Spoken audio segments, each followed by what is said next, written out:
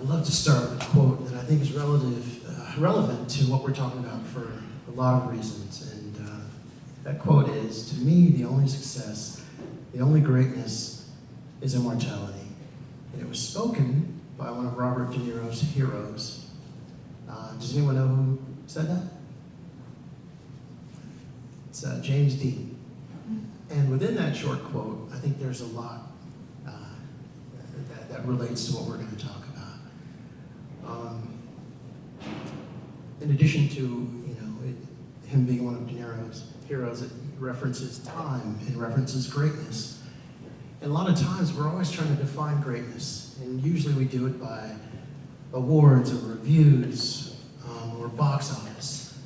But I think that there's a much, much more important measure of all of those things. Does anyone know what that might be? I know you guys didn't come here for a quiz, but time. It's time. Because so many times we lather so much praise upon things, but there are things that weren't appreciated in their time, that stand the test of time. And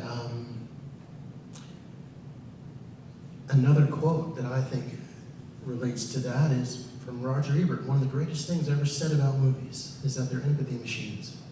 So, if you lose one of these movies, you're losing an empathy generator. And not only that, they're made to inspire people as well. A horrific thought is losing the Mona Lisa, right?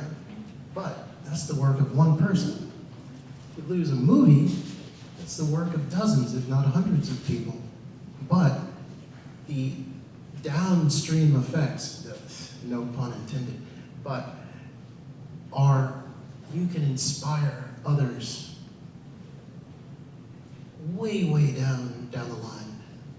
This is a group that I sense really loves films. And I think about The Umbrellas of Cherbourg. Imagine a lot of you have seen that.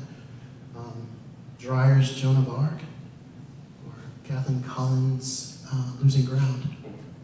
And those films are almost, we didn't have them. And Jean, who did Umbrellas of Cherbourg, also did Lola. So Lola and Joan of Arc were lost in fire. And, we found a print of Lola at the BBC, and they ultimately found the original cut of Joan of Arc in a closet of a mental institution in 1981.